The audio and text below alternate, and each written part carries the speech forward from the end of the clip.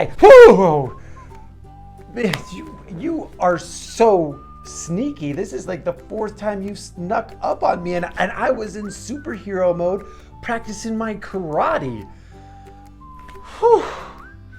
Whew. Okay, just let me catch my breath.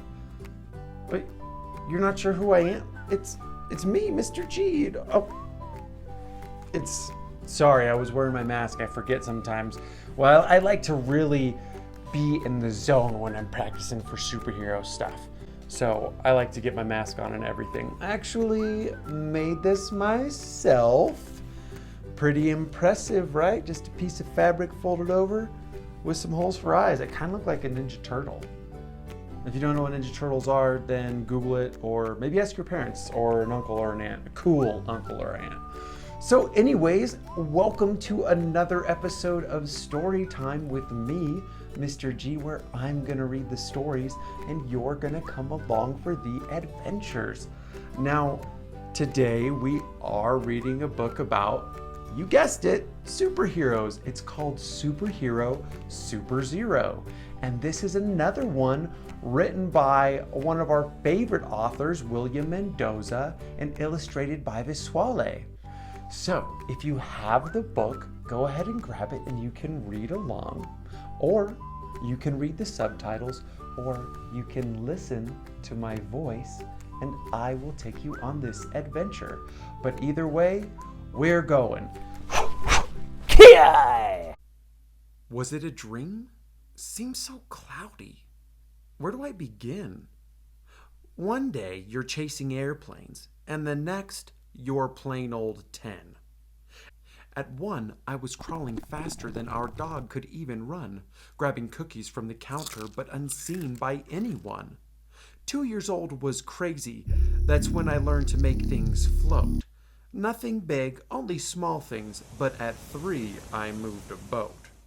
4 years old was funny. While some were working on their potty, I watched YouTube martial arts and I taught myself karate. 5 was all a blur because I learned to move so fast. I could run 1,000 blocks, return with big holes in my socks. At 6, Mom got suspicious, so I had to watch my moves. I'd wait for bedtime, get up, and practice to improve. 7 caught us all off guard. By then I started school.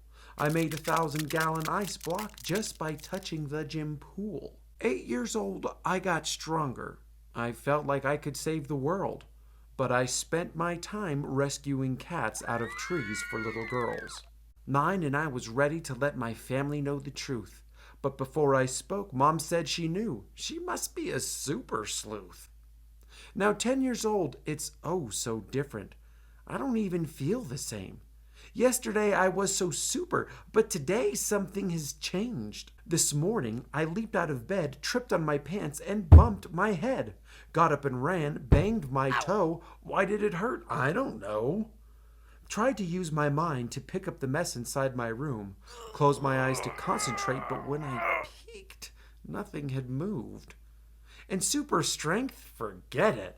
When I fell inside my room, I didn't know it then, but soon found out that I had chipped my tooth. Why did this happen to me? I was learning how to fly. One day you're feeling super, and the next a regular guy. Who was going to save all the cats stranded up trees? Someone call a fireman because today it won't be me. Mom said not to worry. I don't need superpowers to shine. If something's meant for me, then it will be, or else it wasn't mine. So today I learned about myself, and it's okay to need some help. I learned that trying makes you grow, and if you don't, then you won't know. So I work at getting stronger. It just takes a little time. If I fall, I get back up every time, and I'll be fine. Talk about a tough break, huh? He had all those amazing superpowers, and then one day he woke up and he didn't have any. No more turning water into ice, no more flying, no more super strength, no more super speed. I don't know how he got through it. I guess because he realized that Even if you don't have superpowers, it doesn't mean you can't do amazing things. And it doesn't mean that you can't work hard for the things that you want and the things that you want to become and the things you want to do.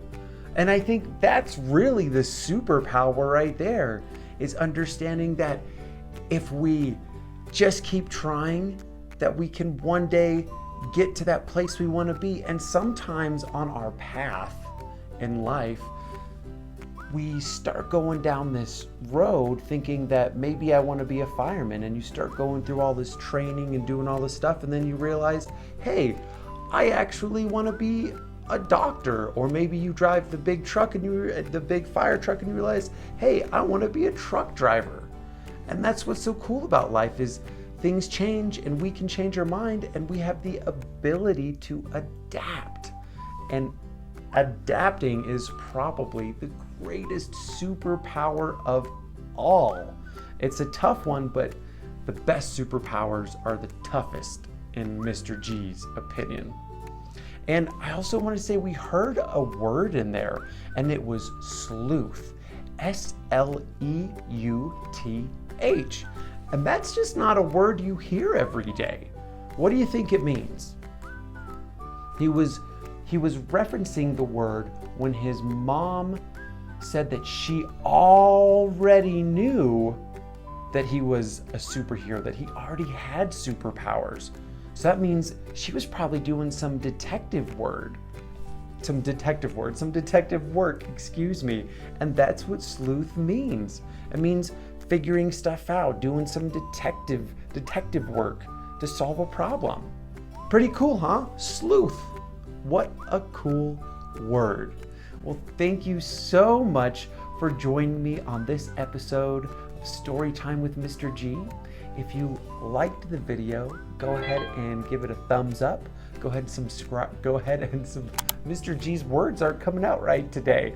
Go ahead and like the video, subscribe, and hit the bell. That way you'll be notified when Mr. G comes out with new videos. Thank you so much for watching, and remember, you're fabulous, and I love that about you. Bye-bye.